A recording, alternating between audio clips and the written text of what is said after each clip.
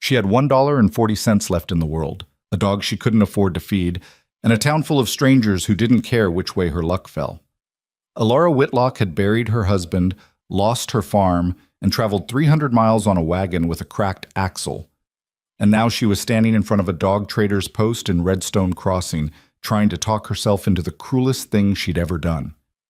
When she handed over Dusty's rope and walked away, the dog let out a sound that wasn't quite a bark. It was something worse than that, something that made the whole street go quiet. And one man, leaning against a post at the far end of the road, pushed himself upright and started walking toward the sound. If you want to find out whether Alara ever got that dog back, and what that quiet man's arrival would cost them both, stay with this story until the very end. Hit that like button and drop a comment telling me what city you're watching from. I want to see how far this story travels. The wagon rolled into Redstone Crossing on a Tuesday, which was the worst day to arrive anywhere. Markets were closed on Tuesdays. The blacksmith took his half day. The boarding house filled up Monday nights with traveling merchants who paid a week in advance and left their boots in the hallway. And by Tuesday morning, there wasn't a spare room to be had for another 6 days. Alara Whitlock didn't know any of this when she pulled the mule to a stop at the edge of the main road and looked out at what was supposed to be her fresh start. It wasn't much to look at. Redstone Crossing sat in a shallow valley between two ridges of rust-colored rock that gave the town its name, and the whole place had the worn, exhausted appearance of somewhere that had been promising to become something better for about 20 years and hadn't gotten around to it yet. The main street was dirt-packed so hard it had cracked in places like old clay. The storefronts were mostly false-fronted timber buildings, their painted signs faded to near nothing by the Wyoming sun. A water trough sat in front of the general store with a greenish film on the surface. 2 horses were tied to the hitching rail outside the saloon, even though it wasn't yet 9 in the morning. Dusty sat beside her on the wagon bench, his nose working overtime, cataloging every smell the town had to offer. He was a blue heeler, mostly. Some people thought there was some border collie in him too, but Alara had never bothered sorting that out. He was medium-sized and compact, with a gray speckled coat and one ear that stood straight up and one that flopped. He'd been a wedding gift, technically. Her husband Thomas had brought him home as a half-grown pup the spring after they married, claiming he'd won him in a card game, which Alara had never quite believed, but also never pressed. Thomas had been gone 14 months now. She didn't think about it in a straight line. It came at her sideways, the way grief tended to. In the smell of wet hay, in the particular angle of late afternoon light, in the way Dusty sometimes went and sat by the door at dusk and looked at it for a while before coming back to lie down. She clicked her tongue and the mule moved forward, slow and unhappy, into Redstone Crossing. She had $1.40. She'd counted it 3 times since dawn because there was nothing else to do while the mule walked, and she'd been hoping somehow it would change. It hadn't. $1.40 was what was left after selling the wagon wheels. She'd traded them for a set that didn't wobble. And paying the ferryman at the Sweetwater Crossing and buying a quarter-pound of dried beef at the last trading post, which she'd shared equally with Dusty because he'd been working harder than she had for the last week, keeping pace with the mule on foot since she didn't have room on the bench for both of them once her remaining boxes were loaded. The boarding house, she found out from a woman sweeping the steps of the dressmaker's shop, was full until next Monday. "There's a rooming house on the south end," the woman said, not unkindly. "Mrs. Pratt runs it. She's cheaper, but she don't allow animals." Alara looked down at Dusty, who was sitting on her foot. "Thank you," she said. She tried the hotel next, a 2-story building that called itself the Redstone Grand, though Grand was doing a lot of work in that sentence. The man at the desk had a carefully trimmed mustache and the look of someone who assessed people financially before he assessed them any other way. $4 a week, he said. In advance. No cooking in rooms, no animals. "I don't have $4, Alara said. He didn't look surprised. He also didn't look sorry. She walked back out into the street. The sun was getting mean now, the kind of late-morning heat that bounced off the packed dirt and hit you from below as much as above. Dusty pressed against her leg. She put her hand on his head without thinking about it, the way she always did, and stood in the middle of the street feeling the full weight of where she'd arrived at. This was the plan. This was the destination she'd spent 3 weeks traveling toward, Redstone Crossing, where her cousin Martha's husband had worked until last year, where he'd written back saying there were jobs and land was still available and a person with some grit could make something of themselves. What he hadn't mentioned in his letter was that he'd moved on 6 months ago, taking Martha with him, to somewhere in Colorado. Alara had found that out from the postmaster at the last town. So the plan was gone. She had $1.40, a mule that wasn't hers. It belonged to a farmer in Laramie, and she'd borrowed it on the promise she'd send it back with anyone heading east, which she hadn't managed yet. And a dog that ate approximately as much as a small person. She stood there long enough that people started glancing at her as they passed. A woman alone, standing still in the middle of the street, with a healer at her side and a look on her face that was somewhere between exhausted and furious. People noticed that. They didn't stop, but they noticed. There was a sign she'd passed on the way in. She'd registered it without really reading it. Now she turned and walked back to look at it properly. Breckett's Livestock and Trade. Dogs, horses, mules. Working animals bought and sold. Fair prices paid. It was nailed to a post outside a low building at the edge of the commercial stretch, between a harness shop and what looked like a closed-down assay office. Through the side fence, she could see a pen with a few horses in it, and another smaller pen where 2 dogs were moving around. Alara stood there for a long moment. Dusty looked up at her. "Don't," she said, to herself more than to him. She walked away. She went to the general store and asked about work. The man behind the counter, heavy-set with flour dust on his apron, said he didn't need anyone and hadn't for 6 months. She tried the saloon, where the barkeep told her he didn't hire women without experience and that his one barmaid had been there 7 years and wasn't going anywhere. She tried the dressmakers, whose sign said help wanted, but who told her apologetically that she'd filled the position just last week. At noon, she sat on a bench outside the general store and ate the last of her dried beef and split it with Dusty and tried to think. She could ask for work at the livery. She could try the outlying farms and ranches. Maybe someone needed a hand for the season. She could sleep in the wagon if she could find somewhere to put it that wasn't town property.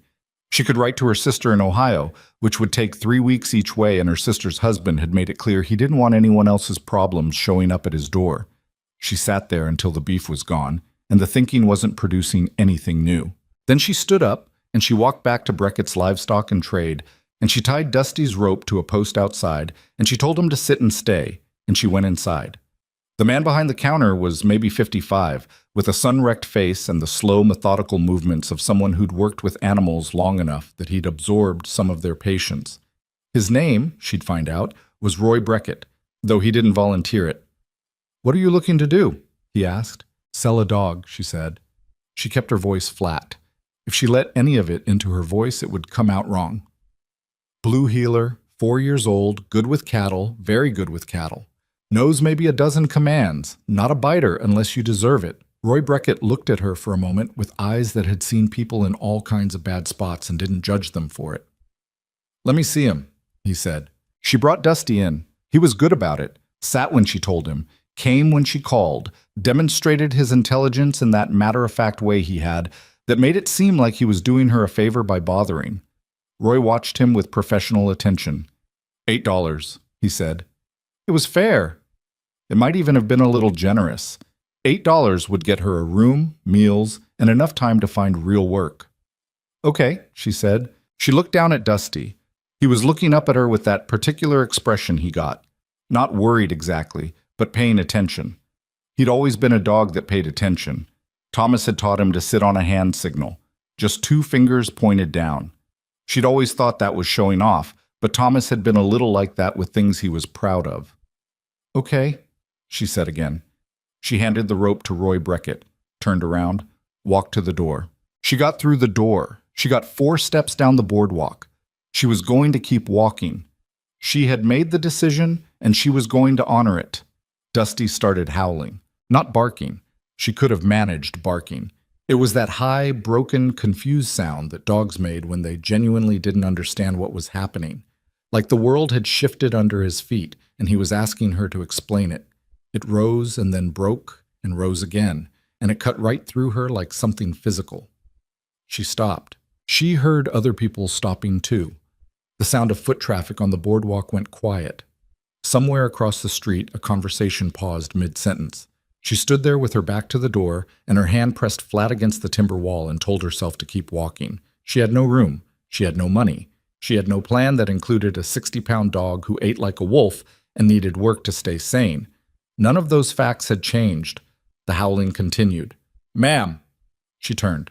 The man standing in the middle of the street had clearly come from somewhere down the block and stopped when he heard the sound.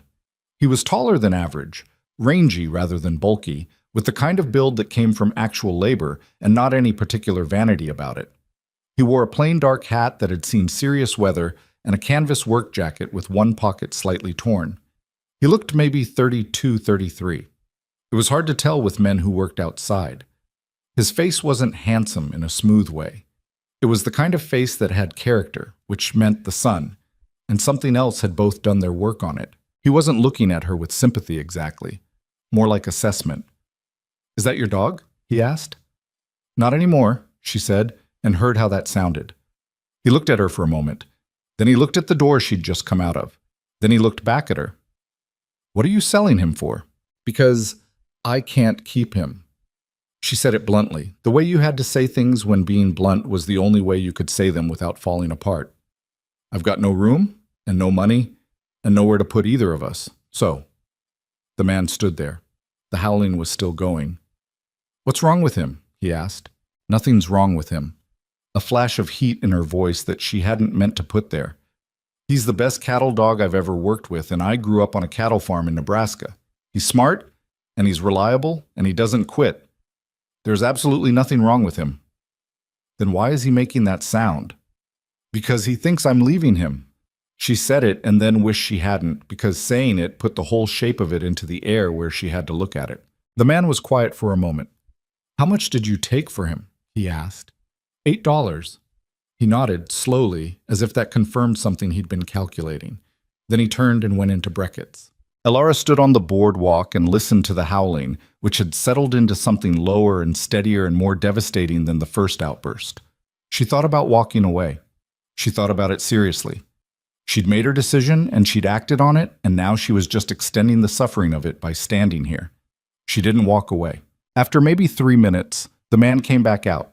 He had Dusty's rope in his hand and Dusty at his side, and Dusty was still agitated but had stopped making noise because he was looking around with the focused attention of a dog trying to locate someone specific. He found her. His whole body changed. The tight-coiled anxiety released all at once, and he lunged forward, and the man let him go. And Dusty covered the distance between them in about 2 seconds and pressed himself against her legs with enough force that she had to take a step back. She put both hands on him. She could feel him shaking slightly, just the residual tremor of something he hadn't understood and hadn't liked. "I bought him back," the man said, which was not quite accurate. He'd bought him for the first time. She'd sold him, but she understood what he meant. She looked up at him. "Why?" she asked. "Because I need a cattle dog, and my reasons don't go much further than that right now." He pulled his hat brim slightly. "Talon Mercer. I run the Mercer Ranch about 4 miles south of here. I was in town for feed, and I wasn't planning on hiring anyone today, but I find I need a hand, and you seem to know the animal." She stared at him. "You're hiring me," she said. "I'm asking if you want work." "There's a difference." He said it without arrogance, more like someone who'd learned to be precise about the things he promised because he'd had imprecise promises made to him before. "I can offer room and meals and $3 a week. The dog stays with you. I won't ask you to do anything you're not willing to do. And if either of us decides it's not working after a month, no hard feelings either way." "I don't know you," she said. "No," he agreed. "You don't." I'm not going to a strange man's ranch without knowing more than your name." "That's sensible." He didn't seem bothered by it. "Ask me whatever you need to know." She looked at him carefully. He stood still for it, which she noted. Most people got uncomfortable under a direct look. He just stood there and let her look, like someone who figured he'd be found out sooner or later anyway, and preferred sooner. "Do you have a family?" she asked. "A wife?" "No." "Who else is at the ranch?" "My foreman, Pete Daly. He's been with me 6 years. There's a bunk hand named Cal who comes and goes, that's all." "What happened to your last hand?" Something moved across his face, not quite discomfort, but something adjacent to it. "Left in March." Better offer somewhere else. She wasn't sure she entirely believed that, but she didn't push it. I'll want my own room, she said, with a lock. There's a storeroom attached to the main house I've been meaning to clear out. I can have it done by the time we get back. I'll need advance on the first week's pay. For a few things. He reached into his jacket without any visible annoyance about it, pulled out a small fold of bills, and counted out $3. Handed them over. She took them. What's your name? He asked. What's your name? He asked. Elara Whitlock. He nodded, extended his hand. She shook it. A working handshake, firm on both sides, nobody trying to prove anything. Wagon at the edge of town is mine, she said. Or borrowed, technically. The mule, too. I need to find someone heading east who can return them. Pete makes a supply run to Cheyenne every few weeks. He can arrange it. That was that then. She looked down at Dusty, who was sitting on her foot again, which was his preferred resting position when he was unsure of circumstances. His ears were up, alert, reading the situation. All right, she said. Not to Talon Mercer exactly. Maybe to herself. Maybe to the last year of her life and the wreckage of what she'd come from and the strange, precarious shape of where she was apparently going. She collected her things from the wagon, 2 boxes, a canvas bag, and a bedroll, and loaded them into the back of Talon's truck wagon, which was heavier built than hers and had a team of 2 solid bays who looked well kept. She noted that. You could tell a lot about a person from how they treated their horses. They drove south out of Redstone Crossing in something that wasn't quite silence and wasn't quite conversation. The road ran through scrub and low grass and occasional clusters of cottonwood along a dry creek bed.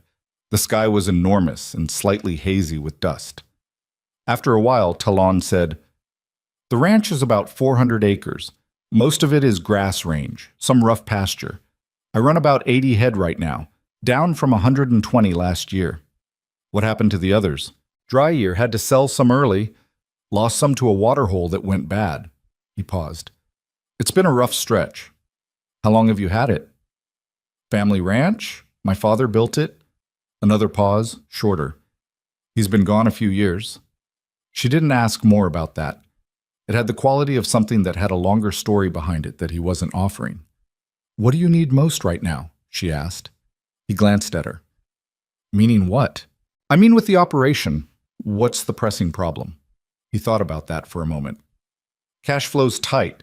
I've got cattle ready to sell, but the Denison broker's been dragging his feet on the contract price for 2 months. I've been waiting him out, but it's costing me. What's he offering versus what's fair? He's at 11 cents a pound. Market price out of Cheyenne is 13. Then stop waiting and go direct to Cheyenne. He looked at her again. It's a long drive.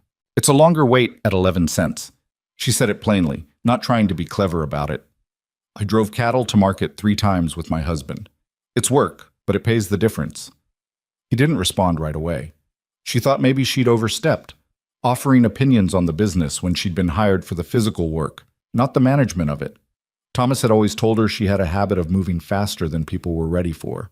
But after a moment, Talon said, I'll think about that. The ranch appeared at the top of a low rise, a main house in weathered timber, a barn that was larger than the house and considerably better maintained, 2 smaller outbuildings, and a series of corrals running along the south side. There was a windmill that was turning slowly and a water tank that looked solid. The grass around the buildings was dry, but not dead. It had the look of a place that had been well built and was being maintained with care, but not much surplus. A man came out of his barn as they pulled up. Medium height, maybe 50, with a gray beard trimmed short, and the unhurried walk of someone whose joints had opinions about moving fast. Pete Daly. He looked at Elara without particular surprise, which told her Talon had hired outside help before, and Pete had stopped having expectations about it. Pete, this is Elara Whitlock, Talon said, climbing down from the wagon. She's going to be working with us. She knows cattle work. Her dog stays. Pete's eyes went to Dusty, who had jumped down and was already moving along the fence line with his nose down, establishing the territory in the thorough, systematic way that good working dogs did.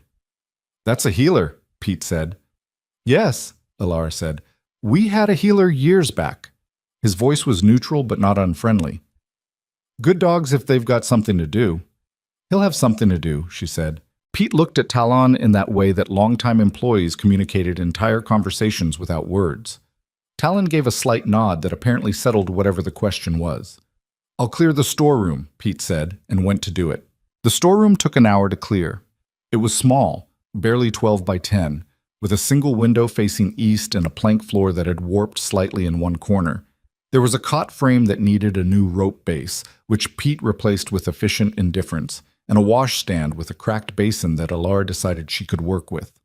When Pete brought a mattress from somewhere and dropped it on the frame, it was serviceable. She put her 2 boxes in the corner and her canvas bag on the washstand and her bedroll at the foot of the cot. Dusty walked the perimeter of the room twice, sniffed the corners, and lay down in the strip of sunlight under the window with the resigned satisfaction of a dog that had had a long day. "Yeah," she said. "Me too." Out. She found her bearings over the following week in the way you did.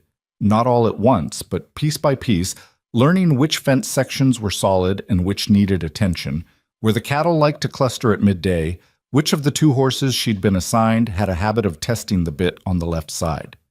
She learned that Pete Daly was a man of few words, but those words were generally accurate, that he'd been with Talon since before Talon's father died, and that he had a particular affection for the old gray mare in the second stall, who wasn't useful for much anymore but whom no one had suggested selling. She learned that Cal, the bunkhand, showed up Monday and Wednesday and occasional Saturdays, and that he was young, 19 or 20, and worked hard but thought slowly, which was a combination she could manage. She'd learned that Talon Mercer rose before dawn every day and came in last, and that he ate his meals quickly and without much ceremony, and that he was not a man given to small talk but was capable of direct conversation when the subject warranted it. She learned that he had a habit of reading in the evenings, actual books, which surprised her slightly, and that he was careful with money in a way that spoke of someone who'd had to be. And she watched the operation the way she'd been trained to by her father, who had believed that the first thing you did with any farm was understand it before you tried to change it. What she saw was a ranch that was being kept alive by competence and stubbornness, but was losing ground slowly on every financial front. The Dennison situation was exactly as Talon had described. The broker had been stringing him along on price for 2 months, knowing that cash-strapped ranchers eventually caved and took the lower number. She could see it in the accounts ledger, which Talon let her look at after the first week when he apparently decided she was going to be around long enough to make it worth explaining. "You let me see your books?" she said, when he set the ledger on the table. "I need someone who can do figures," he said. "Pete's good at most things. Arithmetic isn't one of them." She'd done the figures on her and Thomas's farm for 5 years. She went through the ledger in an evening and came back the next morning with questions. "You're overextending on winter feed," she said. "You're buying from Hendricks in October every year at his price.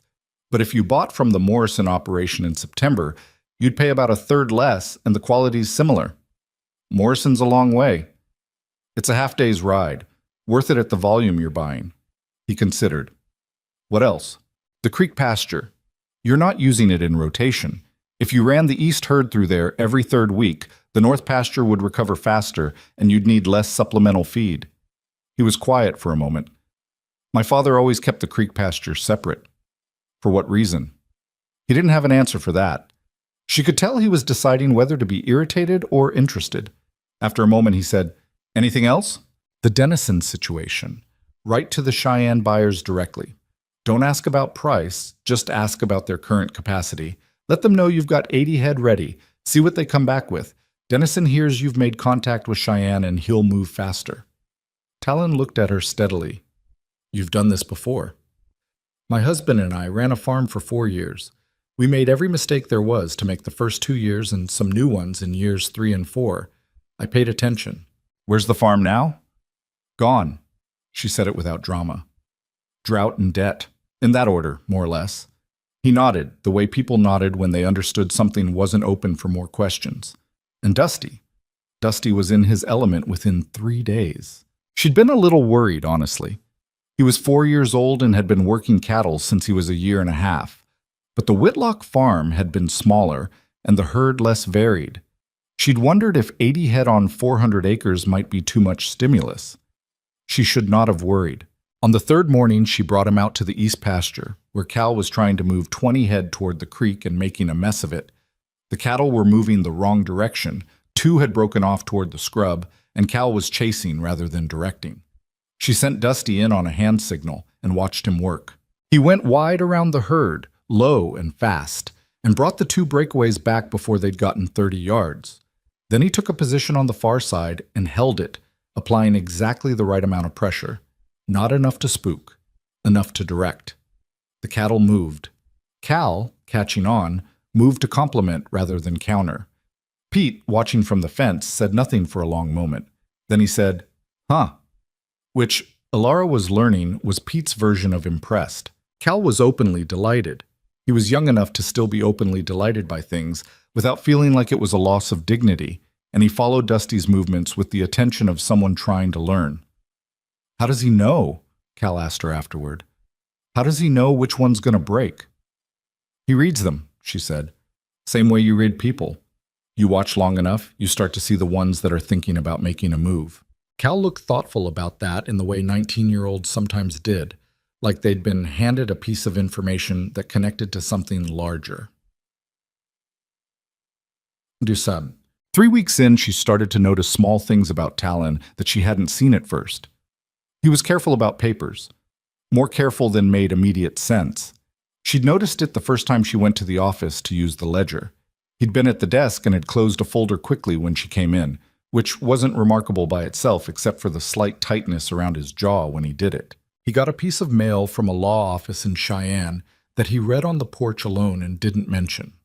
Once, a writer she didn't know came to the ranch in the evening, and Talon went out to meet him at the gate rather than inviting him in, and the conversation was short and conducted at a distance, and afterward Talon came in and ate supper without saying what it had been about. She didn't ask.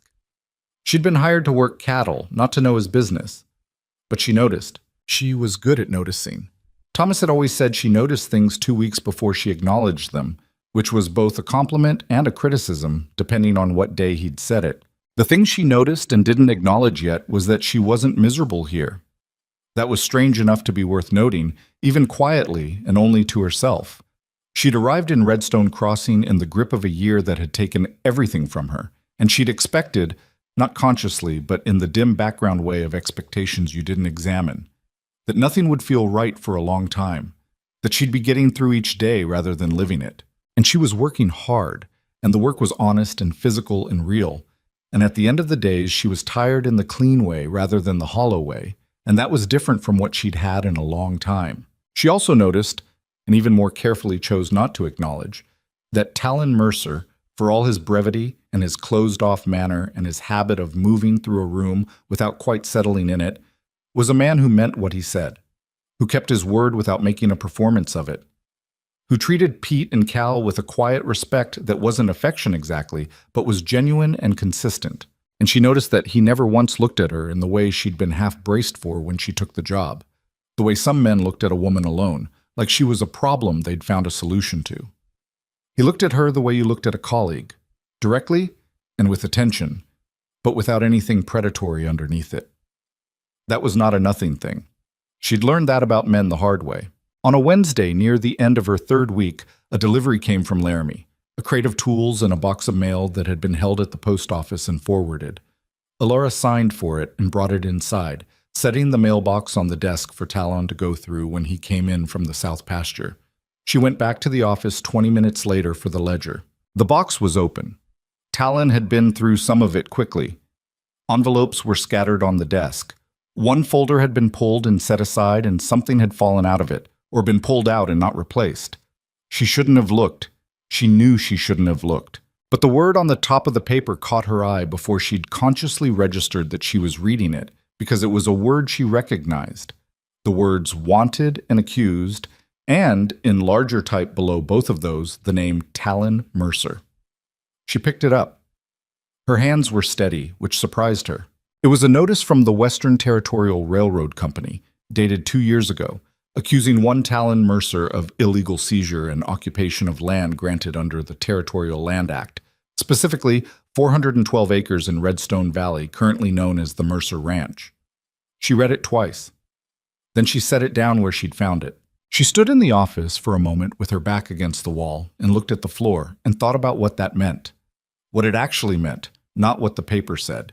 She thought about the rider at the gate, the law office in Cheyenne, the quick closing of folders.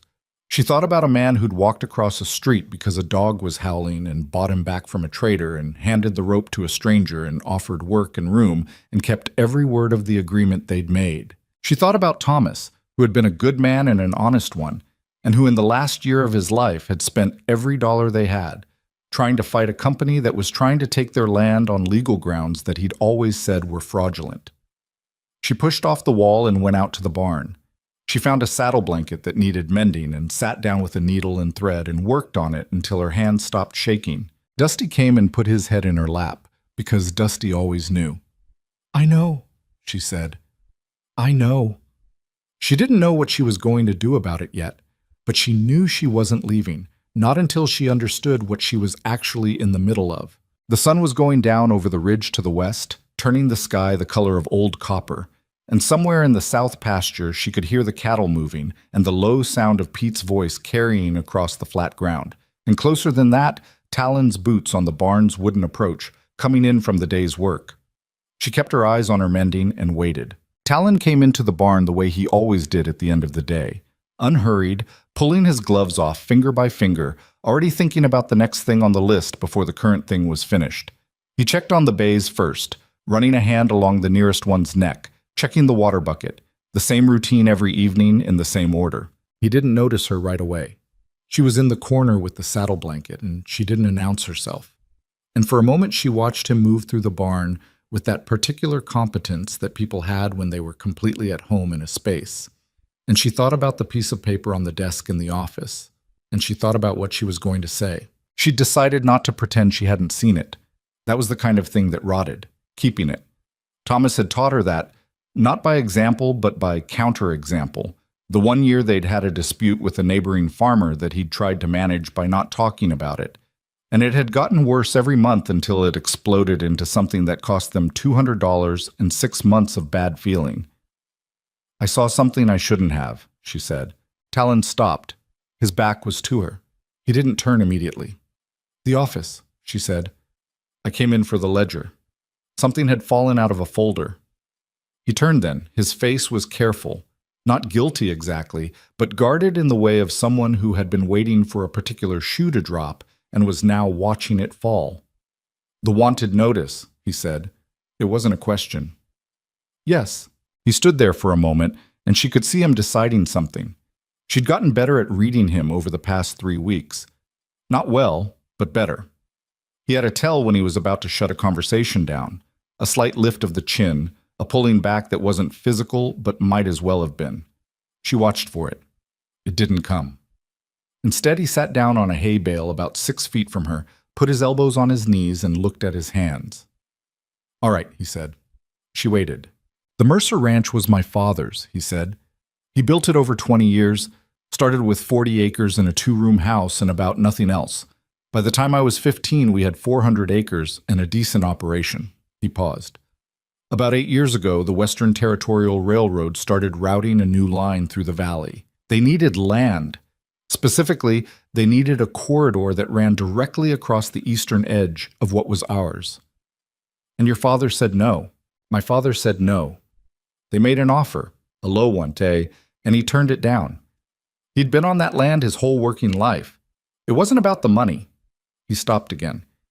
Then about a year later, papers appeared. Legal documents showing that the original deed for the eastern parcel, about 80 acres, had belonged to a land trust called the Harmon Development Corporation, which just happened to have sold that parcel to the railroad. Alara put the saddle blanket down. "The deed was forged," she said. "We didn't know that at first. The documents looked right. Had the territorial seal and the surveyor's signatures and everything that was supposed to be there.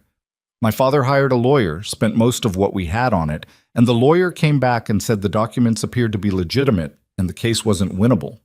His jaw was tight. 3 years later, I found out the lawyer was on the railroad's payroll, had been the whole time.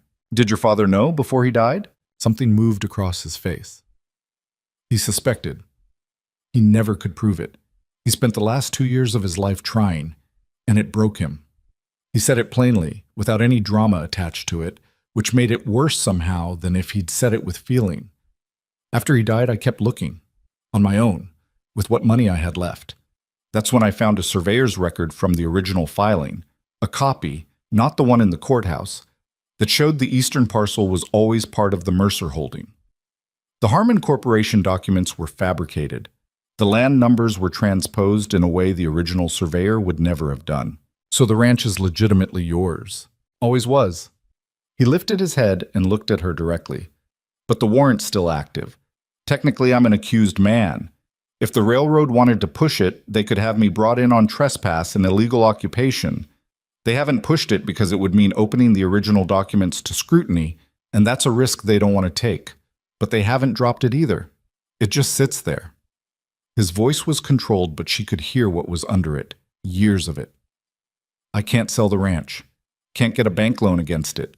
Can't do a proper legal transfer on anything. Every time someone new comes to town or a new federal marshal gets posted, I spend a week wondering if this is the time they decide to use it. Alara was quiet for a moment. The rider who came to the gate last week, she said.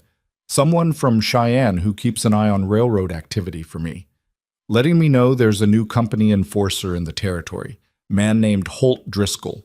He does their, he paused, choosing the word, legal work, which isn't always very legal. What does that mean exactly?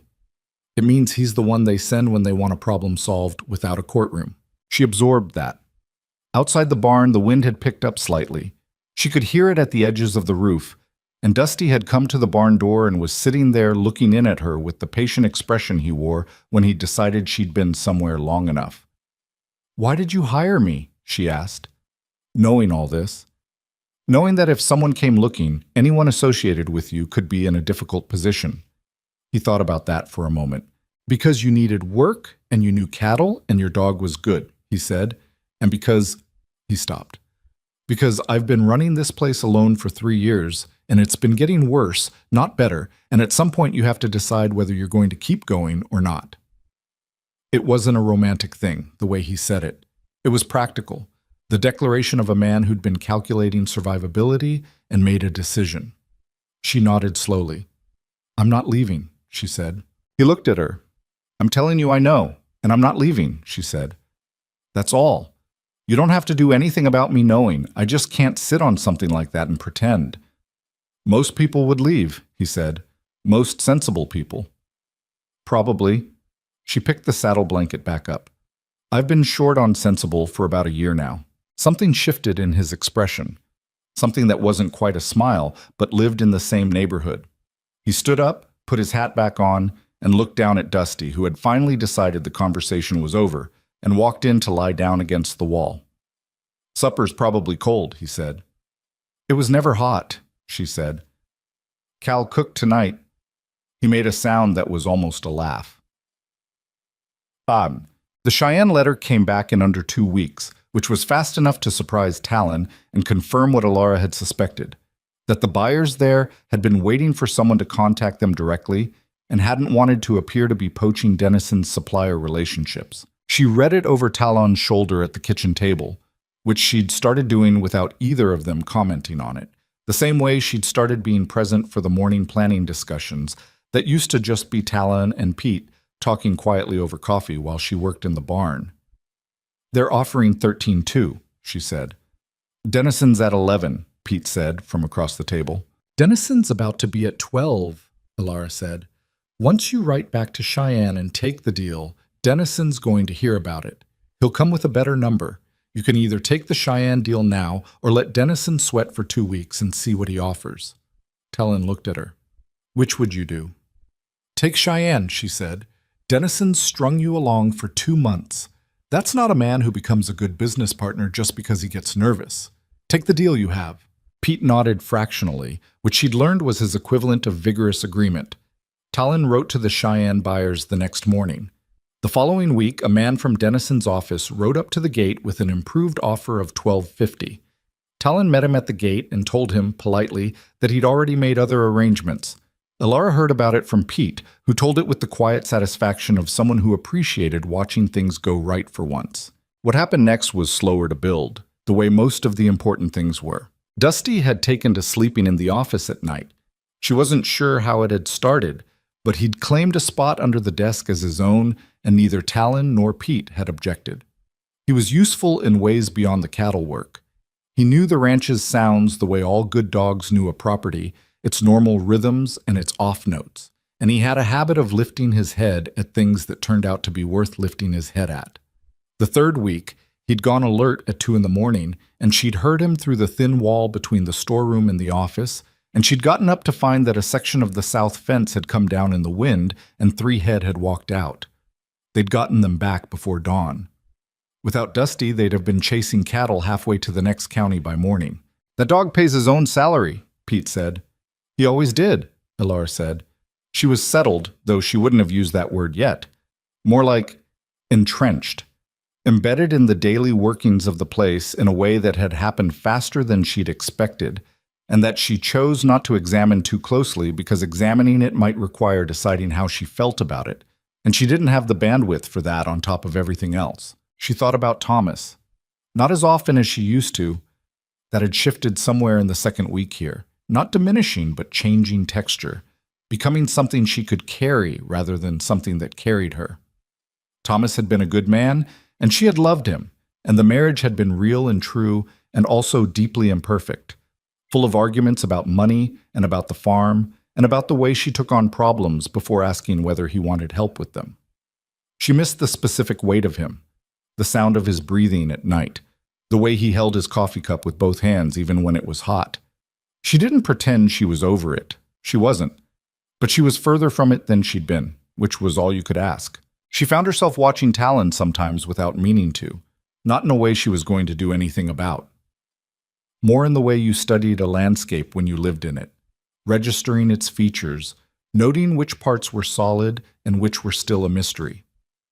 He was a complicated man who presented himself as a simple one, and she'd gotten curious about the gap between those two things. He was patient with Cal in a way that seemed slightly effortful, like patience didn't come naturally to him, but he'd decided to practice it anyway. He read every evening, and she'd noticed the books were not novels or light reading, history mostly, and something about land survey law that she thought was both professionally appropriate and quietly sad. He was harder on himself than on anyone else, which was a trait she recognized because she had a version of it herself. One evening, she came in from the barn to find him at the kitchen table with 3 folders of documents spread out in front of him, cross-referencing something, making notes on a piece of paper. He didn't look up. "The survey records," she said, not asking. "There's a territorial court sitting in Laramie in November," he said. "First time in 4 years the circuit judge is someone who isn't connected to the railroad's legal team." He turned over a page without looking up. "I've been thinking about whether there's enough here to petition." "Is there? Maybe. I've got the original surveyor's copy. I've got a deposition from an old county clerk who remembered the original filing. I've got proof the Harmon Corporation was registered 6 months after the original land grant, which means it couldn't have owned the land before my father." He set his pen down. "But I'm missing a direct link between the forged deed and the railroad. I can prove the deed is wrong. I can't prove the railroad made it wrong. Not yet. Not in a way that would hold up." Elara stood in the doorway for a moment. "Thomas fought the same company," she said. Talon looked up. She'd known she was going to say it eventually. She'd been sitting on it since the night in the barn, turning it over, figuring out how much it meant. "My husband. The farm we lost in Nebraska. The debt wasn't just drought. We'd been in a legal dispute for 2 years before the drought finished us. A land company called Harmon Development. They claimed a section of our water rights." Talon had gone very still. "They said there was an original survey discrepancy," she continued. "Thomas fought it as long as he could. The lawyer he hired turned out to be useless. Wouldn't say why, just stopped returning letters. Thomas kept every document from the case, every piece of paper. When we left the farm, I brought the box with me because I couldn't leave it." She paused. "I don't know exactly what's in it. I never looked after Thomas died, but it's in my room." A silence stretched between them. "Elara," Talon said carefully. "I know," she said. "I know what I'm saying. If that box has what I think it might have, then we should look at it." She said it before she could think herself out of it. "Together, tonight." He looked at her for a moment, a long, considering look, the kind that took in more than just the surface of what she'd said. Then he nodded. She went and brought the box. It was a wooden storage box about the size of a small traveling trunk, the lid warped slightly from moisture somewhere along the journey. Thomas had locked it once, but the lock had broken and he'd never replaced it. She'd carried it from Nebraska to Wyoming on the wagon and shoved it under her cot and not opened it in 14 months.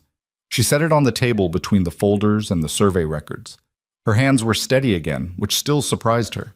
She lifted the lid. The smell hit her first, paper and dust and something faintly like Thomas's work jacket, which was irrational because his jacket wasn't in there.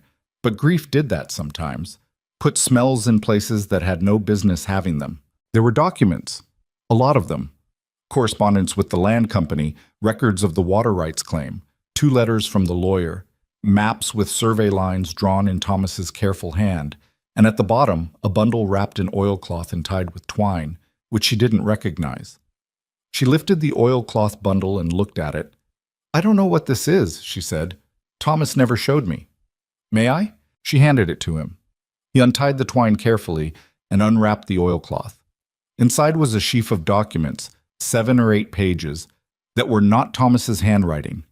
They were official-looking, formatted, printed, and handwritten in the mixed style of legal documents from a government office. Talon read the top page. His face didn't change, but she saw something happen behind his eyes. The same thing that happened to people when they'd been looking for something for years and had nearly stopped believing they'd find it. "This is an internal filing record," he said slowly, "from the Harmon Development Corporation, listing their land acquisition activity across multiple territories." He turned to the second page. Nebraska, Kansas, Wyoming. He set the second page flat on the table. The Wyoming entry listed the Redstone Valley parcel. The acquisition method was listed as TD7, which meant nothing to Alara. The legal status column showed 2 words, document replaced. "Document replaced," she said. "That's the forged deed," he said. His voice was quiet and absolutely controlled. "That's the railroad's own record showing they replaced the original document. They kept an internal record. Why would they—" He stopped. "Because they needed to track it," she said, "for their own legal people, to know which parcels were clean and which weren't, in case something came up later. They kept a master list." He looked at her. She looked at him. "That's the link," she said. "That's the direct connection you were missing." He set the papers down and pressed both palms flat on the table and stared at them. She watched him take a breath. Not a shaking one, not a dramatic one, just the breath of someone recalibrating after a very long time of moving in one direction. "This covers Nebraska too," he said. "Your husband's case." "I know." "Alara, if this goes to court, if the judge in Laramie reviews this, it's not just my case. This is evidence of a systematic operation. Dozens of families, maybe." "I know," she said. Outside, the wind had come up again, the Wyoming kind that didn't apologize for itself, rattling the window frame and moving through the grass with a low, continuous sound. Dusty had come out from under the desk and was sitting in the middle of the floor, looking at both of them with the attentive neutrality of a dog at a significant moment. "We need to get this to a lawyer," Talon said. "Not a local one. Someone from outside the territory who doesn't have railroad connections." "The circuit judge in Laramie," Alara said. "You said he was clean." "I said he wasn't connected to the railroad's legal team. That's not quite the same thing, but it's as good as I've got." He stood up. "I need to write to him. Tonight, if possible, before I talk myself out of how important this is." "Write the letter," she said. "I'll make coffee." It wasn't a warm or tender thing she said. It was just the next practical step, offered without ceremony, and he took it the same way.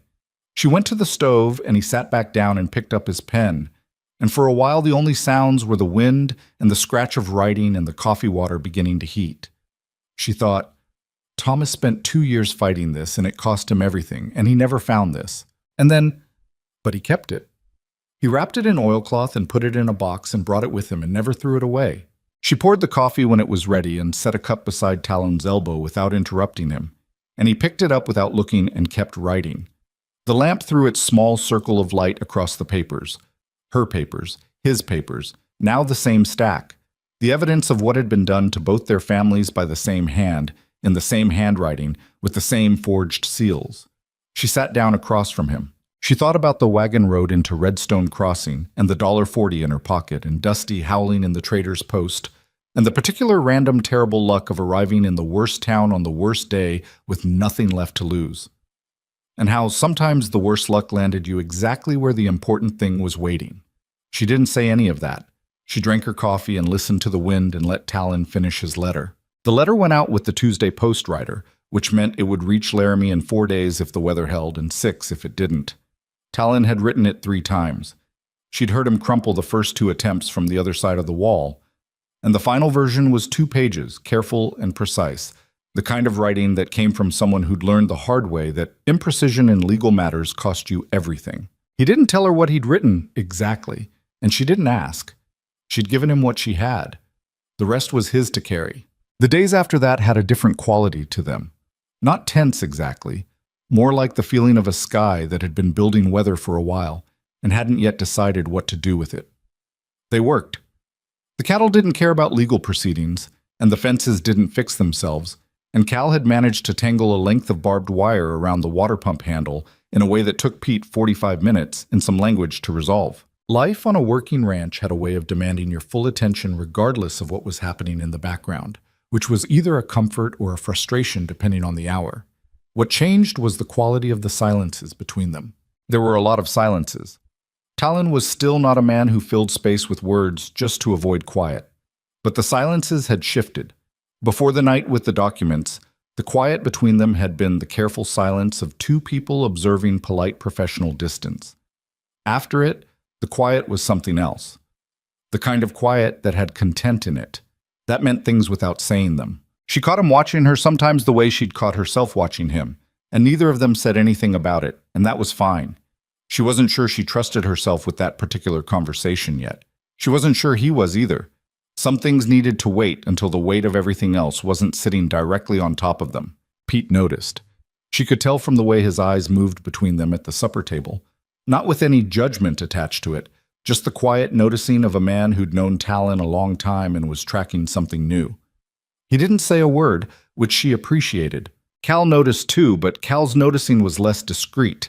He had a tendency to go slightly awkward and over-careful whenever both Talon and Alara were in the same workspace, as if he was afraid of doing something wrong in front of an audience. It was sweet in a slightly exhausting way. About 12 days after the letter went out, a reply came back. Talon read it at the kitchen table before breakfast while Pete and Alara worked around him, and then he read it again. Then he set it down and poured his own coffee, which he usually didn't do. He usually waited for the communal pot that Pete made. The circuit judge will review the petition, he said. He wants the full document set. He says if the Harmon acquisition records are what they appear to be, he can convene a formal review proceeding. He paused. He also says we should know that the Western Territorial Railroad has a legal representative named Aldous Marsh, who has successfully challenged 4 prior petitions against the company, and that we should be prepared for a well-resourced opposition. Pete said, "That's a lot of words for saying it won't be easy." "It won't be easy," Talon agreed. Alara sat down with her coffee. "When does he need the documents?" "He's sitting in Laramie on November 12th. That's 22 days. We have to copy everything," she said. "Originals go to the judge, we keep copies, in separate locations." She looked at Talon. "If someone decided the documents needed to disappear before November 12th, I don't want the only set of them to be in one place." Talon looked at her with a look that acknowledged she'd thought of something he hadn't. "You're right. I've been right before," she said, not with any pride in it. "It doesn't make it feel better." They spent 2 evenings going through everything, both Thomas's documents and Talon's survey records, making careful hand copies. Pete sat with them the second evening and served as the second reader, going over each copy against the original to check for errors, which he did with the same steady attention he brought to fence repair. Dusty lay under the table and slept in intermittent stretches, occasionally lifting his head to check on the room before deciding it was still boring and going back to sleep. It was almost domestic, that process. Almost ordinary. 4 people, 3 people and a dog, sitting around a table in lamplight, working. Alara felt the particular bittersweetness of that, the ache of something that resembled what a life could look like, showing up in the middle of circumstances that might still take it away. She thought about Thomas again that night, lying in her cot with the copy set wrapped in oilcloth under the floorboard she'd worked loose in the corner. She thought about him staying up late over documents the way they'd just done, his jaw set, his handwriting getting worse the more tired he got, refusing to stop. She thought about the 2 years of fighting he'd done, and the year of dying afterward, and the way he'd wrapped those Harmon papers in oilcloth before he lost the farm, knowing they were important, not knowing what for. She thought he would have been glad about this, furious at what it had cost, but glad.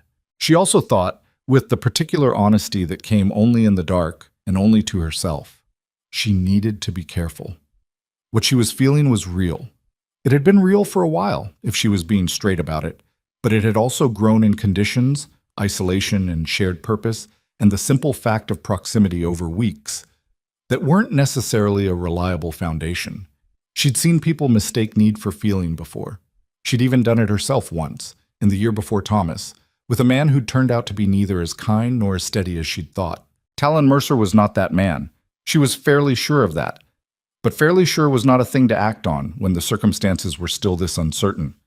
Sleep came eventually. The wind had died down and the ranch was quiet, and somewhere in the dark, Dusty shifted under her cot and exhaled the long, settling sigh of a dog, fully at peace.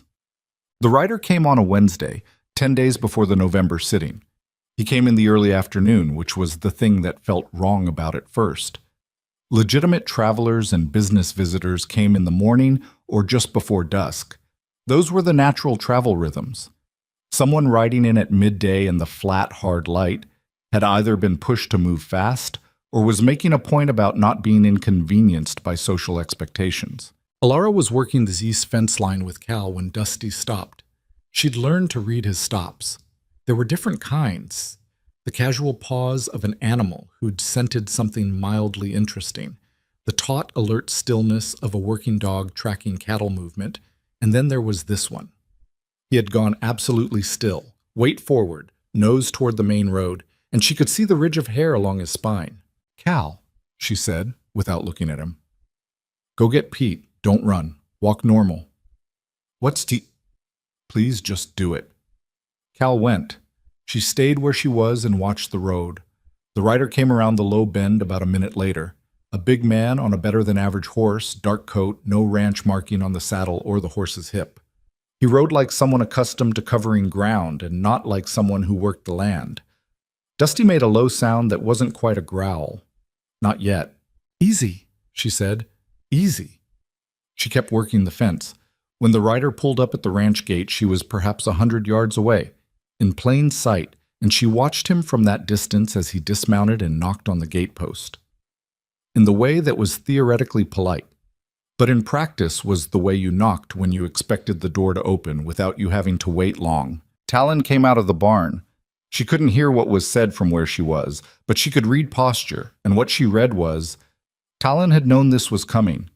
The slight set of the shoulders, the stillness he used when he was controlling something, the way he didn't extend his hand for a greeting but didn't step back either.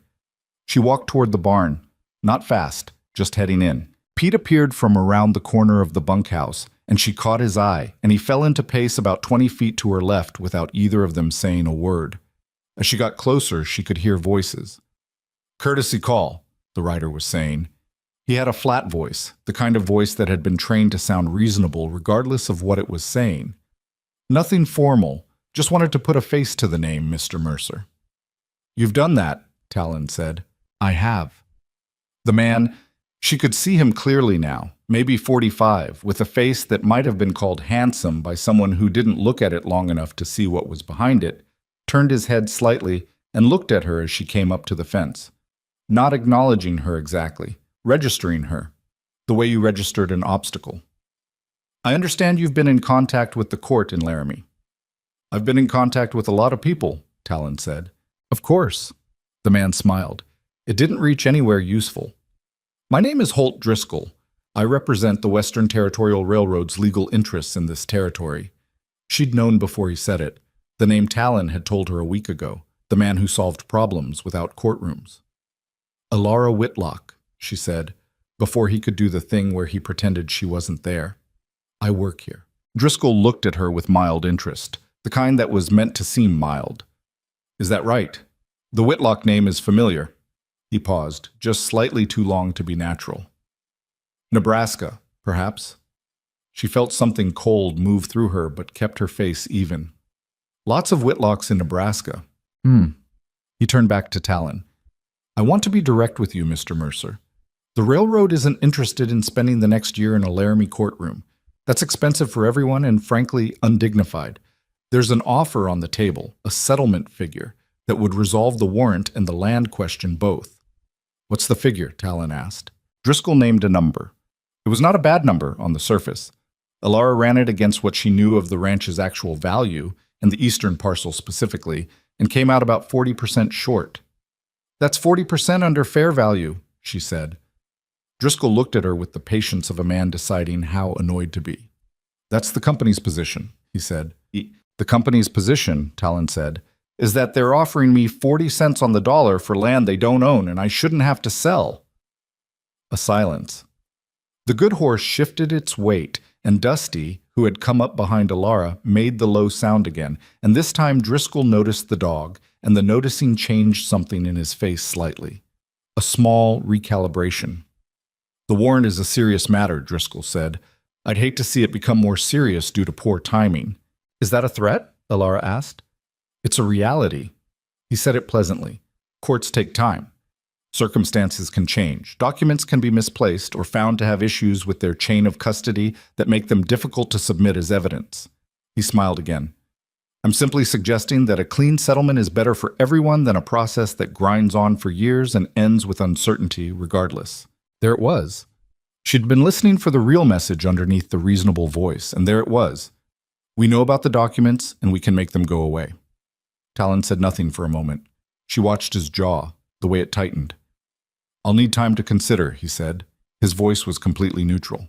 Of course, Driscoll said. I'm staying at the Redstone Grand. I'll be there through Friday. He put his hat back on. Think carefully, Mr. Mercer. The offer won't improve with delay. He looked at Alara once more, just once, briefly, and it wasn't threatening exactly, but it wasn't nothing either. Ma'am. He turned his horse and rode back up toward the main road.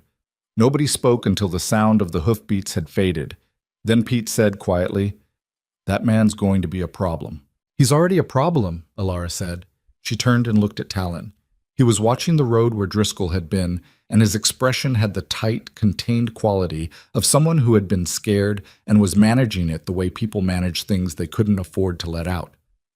He knows about the Laramie petition, she said. Yes.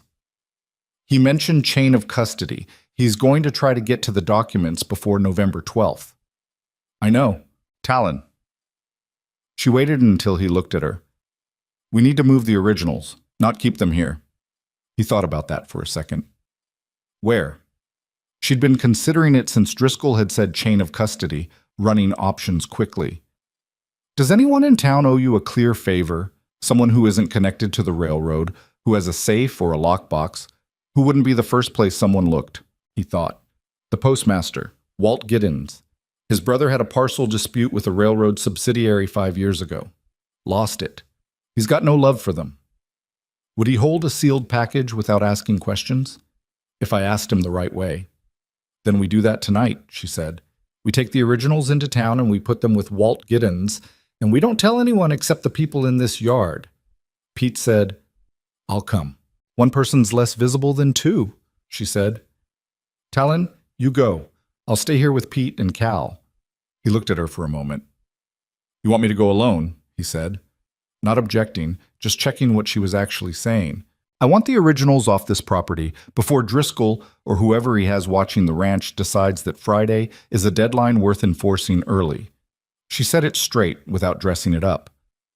I want you to take the documents to someone who will keep them safe and then come back and we'll figure out what comes next. He held her gaze for a moment and she held his. All right, he said. He went to get the documents. She stayed in the yard with Pete and Dusty, and the afternoon went on around them, and she thought about what Driscoll had said, the particular way he'd let Thomas's name sit in the air and then move on, as if it were a card he'd decided not to play yet.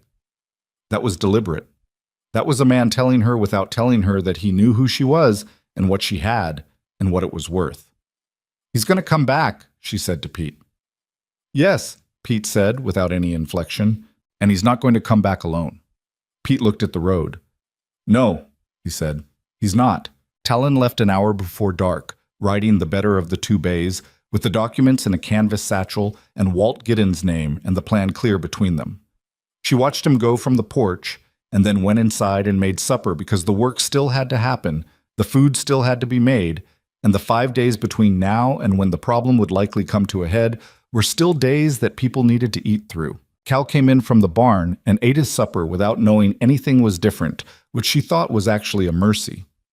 He was 19. He didn't need to carry this tonight. She and Pete ate together after Cal turned in, at the kitchen table with 2 cups of coffee and the lamp turned low, and they didn't say much. There wasn't much that needed saying. Pete was a man who had been around long enough to know that some situations only moved in one direction, and you didn't fix them by talking. You fixed them by being ready. You ever been in something like this before? She asked him. He considered that.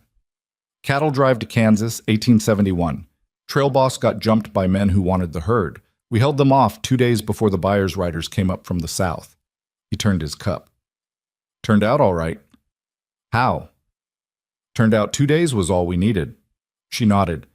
That was about as reassuring as Pete got, which she'd learned to interpret as more reassuring than it sounded. Talon came back at 9. She heard the horse and had the door open before he reached the porch. It's done, he said. Walt's got them. He put them in the lockbox he keeps for the stage line's cash transfers. Separate key, separate lock. He came inside and took his hat off and set it on the table. He looked tired in the way that went deeper than physical. The tiredness of someone who'd been carrying something heavy for a long time and had just put it down long enough to feel exactly how heavy it had been. He said something I want to tell you. She waited. He said Driscoll rode through town this afternoon after he left here and spent about 30 minutes at the telegraph office. Talon sat down. He sent 4 wires. To who? Walt doesn't know the contents, but one of the wires went to a federal marshal's office in Denver, which means Driscoll is trying to use federal jurisdiction to get ahead of the Laramie proceeding. He set his hands flat on the table. And Walt overheard him tell the telegraph operator he'd need the office open early Thursday morning, which means he's expecting answers by then. Thursday was 2 days away. Alara stood in the middle of the kitchen and did the arithmetic of it. 2 days for Driscoll to get a response, possibly a federal marshal, possibly a warrant that would supersede the Laramie circuit sitting, possibly the ability to take Talon into federal custody before November 12th. We can't wait, she said. Talon looked at her. The judge in Laramie, she said. Can he receive the documents before the scheduled sitting if the situation warrants it? I don't know. Write him tonight. Tell him there's a party actively trying to suppress the evidence and obstruct the proceeding. Tell him you have reason to believe a federal instrument is being sought to preempt the court's jurisdiction. Ask him if there's a mechanism to advance the review. Talon was quiet. That's, he started. Aggressive, she said. I know. Do you have a better option? He didn't answer for a moment. She watched him working through it, the same way she'd watched him work through the Dennison situation. Methodically, without ego, trying to find the best path rather than the most comfortable one. No, he said finally. Then write the letter. She made more coffee. The lamp burned and the wind was still outside and Dusty was at her feet under the table, and Talon wrote, she thought about the 5 days to November 12th, now possibly shrunk to 2. She thought about Driscoll's face when he'd named Thomas, the small, careful precision of it. She thought about a man who had spent 2 years dying to fight something he couldn't beat alone and had left behind the one thing that might have made the difference. She thought, we have it now, Thomas. We have it. Outside, somewhere on the far ridge, a coyote sounded once and went quiet again, and the ranch settled into the particular deep silence of a place that was waiting. The second letter went out before dawn on Thursday, carried by the same post rider who'd taken the first one, a man named Ike, who did the Laramie run twice weekly, and who, in Alara's estimation, was either entirely trustworthy or entirely buyable, and she had no way to know which. Talon had paid him an extra $1 to ride straight through without the usual stops, which either meant the letter would arrive faster or that Ike would take the $1 and stop anyway and pocket the difference. Some gambles were just gambles. They didn't talk much that morning. There wasn't much left to say that hadn't already been said, and the saying of it again wouldn't help. Alara worked the cattle in the west pasture with Dusty and thought about the telegraph office in Redstone Crossing and the 4 wires Driscoll had sent and the fact that Thursday morning was already here. By midday, nothing had happened, which was not reassuring. Nothing happening when you expected something meant the something was still building. At 2 in the afternoon, Walt Giddens' boy came out from town on a pony, riding faster than a 13-year-old usually had reason to ride. Alara saw him coming from the fence line and got to the yard before he did. He pulled up and said, slightly breathless, "Mr. Giddens says to tell Mr. Mercer that a wire came back this morning for the man at the hotel. And that same man spent 40 minutes at the sheriff's office this afternoon." He paused for the effect that 13-year-olds deployed when they knew they had important news. "And Sheriff Baird rode out of town about an hour ago on the North Road. The North Road didn't go to Laramie. It curved around the ridge and came back south eventually. But anyone heading to the Mercer Ranch from a direction they didn't want tracked would take the North Road out of town and cut across the valley." Alara gave the boy 50 cents and sent him back. She went to find Talon.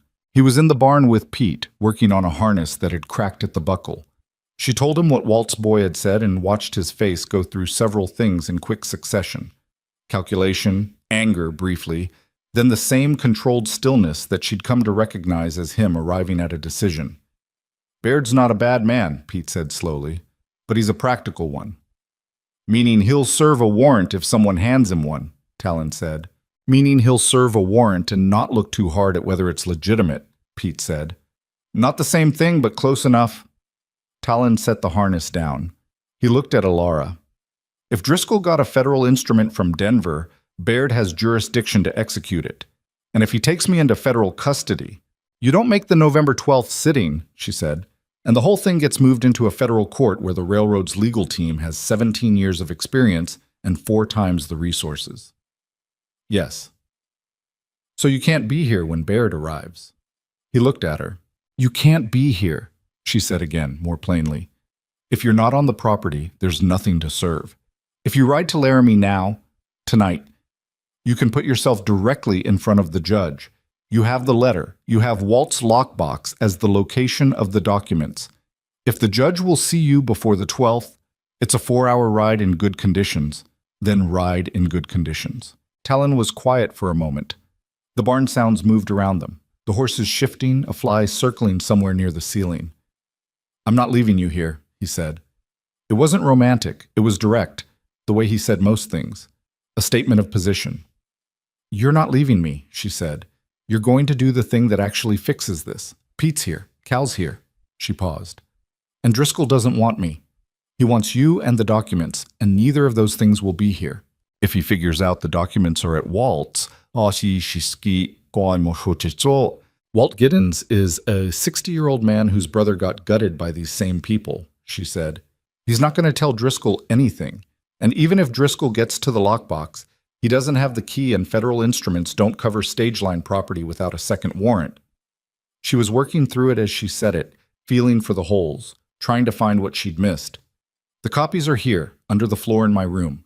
Worthless to him legally, but enough to show the judge what the originals contain if the originals somehow disappeared. It's 2 layers, Pete said from the corner. "She's right."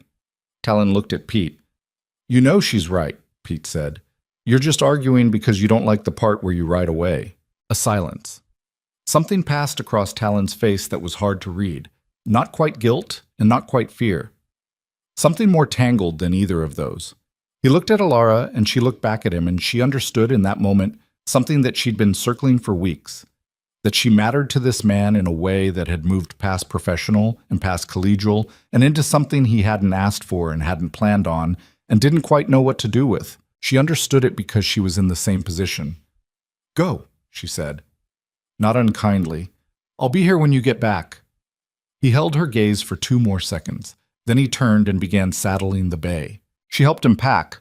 Water, hard food, the letter in the inside pocket of his jacket. She didn't make a speech about it. He didn't ask for one. When the horse was ready, he swung up and she handed him his hat, which he'd left on the post, and their hands didn't quite touch but were close enough that the not touching was its own kind of contact. 4 hours, she said. Less, he said, and put his heels to the horse and went. She watched him until the road bent and he was gone. Then she turned around. All right, she said to Pete. Let's figure out what we're doing. What they were doing, it turned out, was waiting, but waiting with intention, which was different from just waiting. Pete moved the horses out of the main barn and into the smaller outbuilding on the south side, which took them out of immediate sight from the main road. Cal, who had been informed of the basic facts in the bluntest terms Pete could manage, was sent to the hayloft with instructions to stay there and watch the north road and come down when called and not a moment before. He'd argued about this briefly, and Pete had said, "Do you want to help or do you want to get in the way?" And Cal had gone to the hayloft. Alara brought the copy documents out from under the floorboard and wrapped them again and put them in her canvas bag, which she slung over her shoulder. She thought about where to put them if things went sideways. Not in the house, which would be the first place searched. She settled on the water tank on the south side, which had a hollow space between its outer wall and the inner liner where the insulation had rotted out. She'd noticed it 2 weeks ago and meant to tell Pete it needed fixing. Now she wedged the oilcloth package into the gap and pressed it flat and replaced the plank she'd removed to access it. Dusty watched all of this with close professional attention. "I don't have a job for you yet," she told him, "but stay close." He stayed close. They came at 4:30 when the light had gone low and amber and was throwing long shadows across the valley floor. There were 3 of them. Sheriff Baird, who was a compact man in his 50s with the weathered face of someone who'd spent decades in the sun. Holt Driscoll, still on his good horse, still in his dark coat. And a third man she didn't recognize, younger, with the flat eyes and the way of sitting a horse that spoke of someone hired for physical work rather than legal work. She was standing on the porch when they came up the road. She'd made a deliberate decision about where to stand and how to stand. Not inside. Inside was defensive, and defensive was weak. Not in the yard scrambling to meet them. That was anxious. The porch was neutral ground, visible, and it meant they had to come to her rather than her going to them. She watched them pull up at the gate. Baird spoke first, which was appropriate since he was the only one with actual legal standing here. "Miss Whitlock, is Talon Mercer on the property?" "No," she said. Driscoll's face didn't change. He'd probably expected this. "When did he leave?" Baird asked. "I didn't look at a clock," she said. "Where did he go?" "He didn't say." Baird shifted in the saddle with the slight discomfort of a man serving a process he wasn't entirely comfortable with. "I have a federal instrument here requiring Mr. Mercer to present himself to the federal marshal's office in Denver within 48 hours.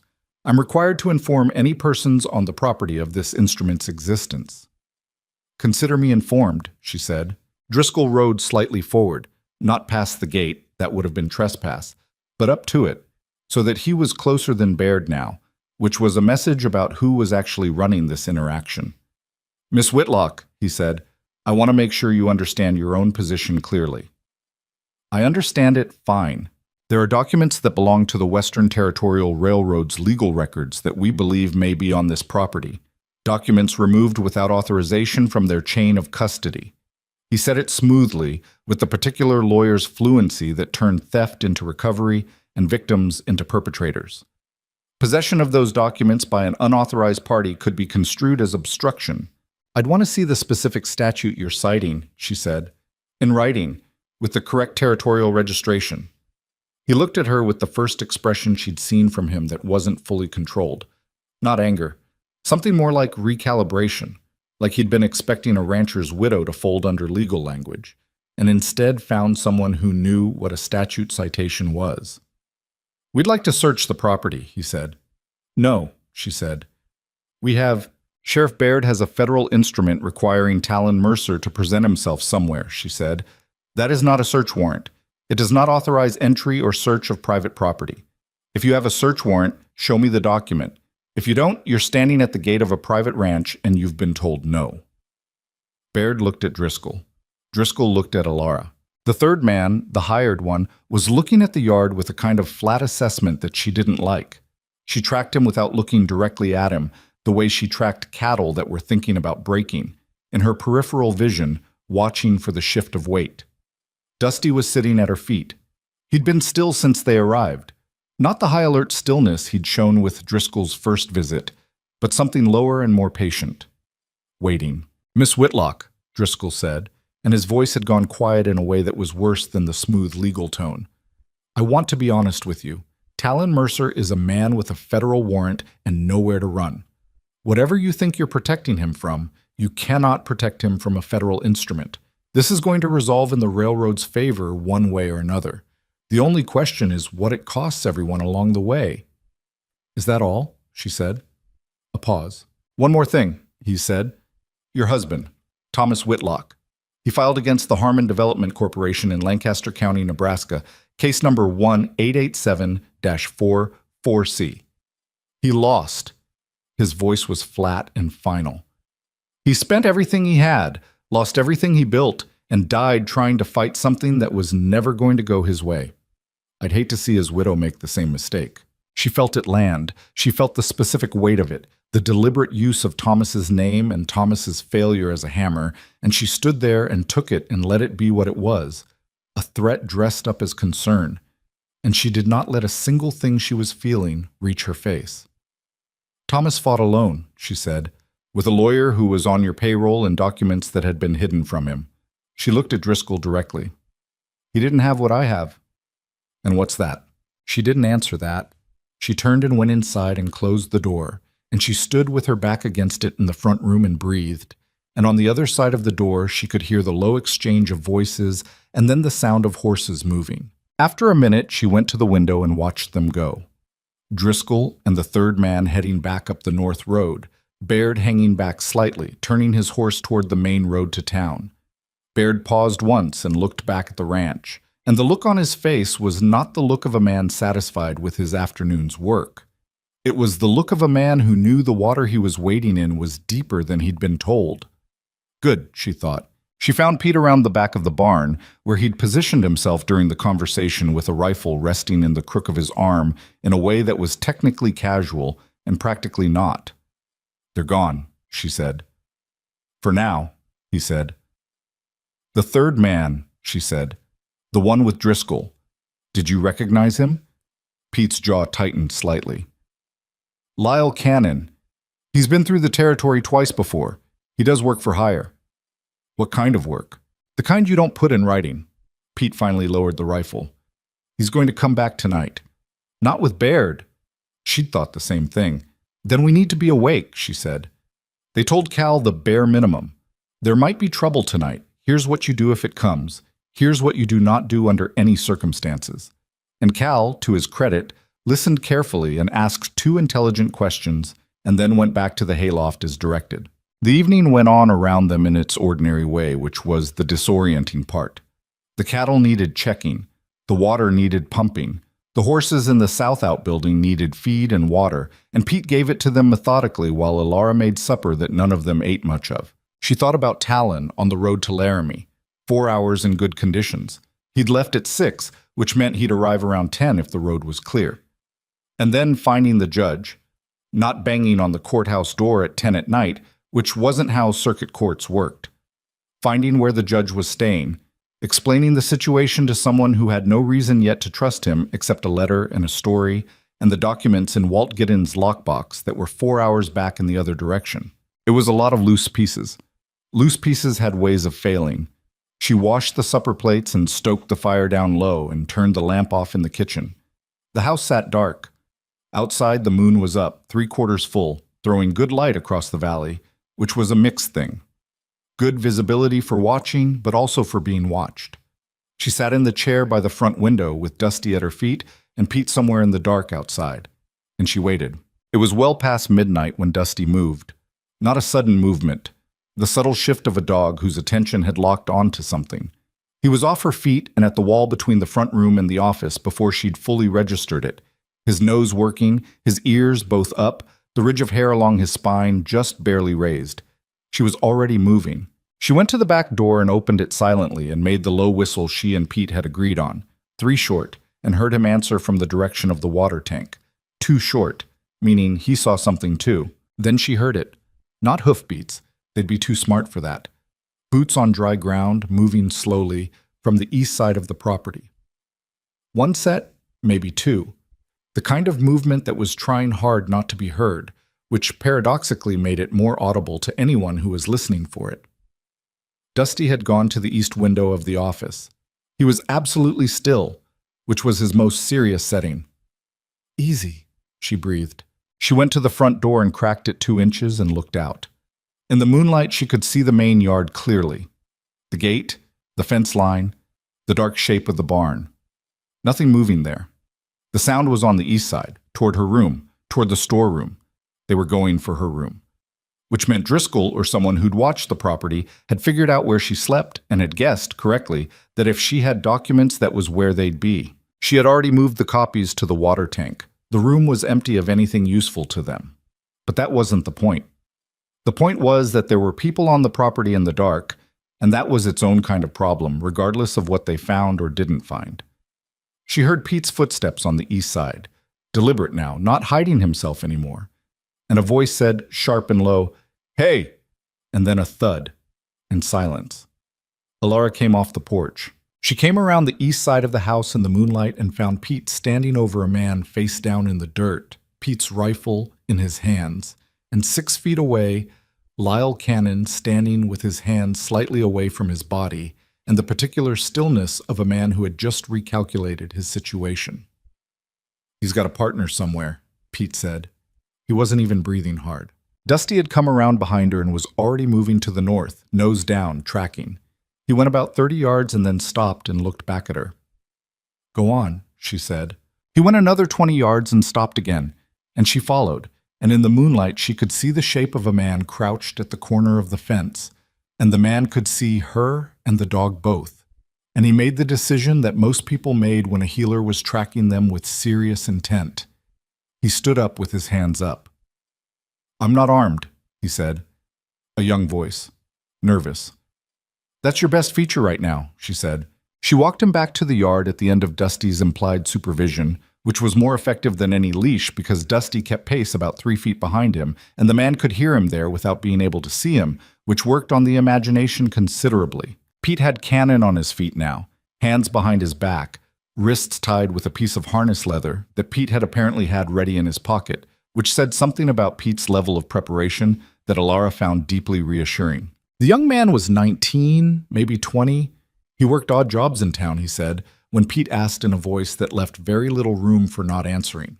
Driscoll had paid him $3 to come out here and look for papers in the woman's room and bring back whatever he found. $3, Pete said. The young man nodded. "That's not much," Pete said, "for breaking into a woman's room at midnight." The young man had no response to that would improve his situation. Cannon said nothing. He looked at the house, looked at Alara, looked at Pete, ran some private calculation, and kept his mouth shut. He was a professional at whatever it was he did, and professionals didn't give you information for free. "Baird's going to have a complicated morning," Alara said. Pete made the sound that meant agreement. She looked at Cannon. "Where's Driscoll now?" "Nothing." "He sent you out here," she said, "which means he's somewhere close. He wouldn't send men in and not be near enough to manage what comes next." Cannon looked at the fence post. "He's at the hotel," the young man said.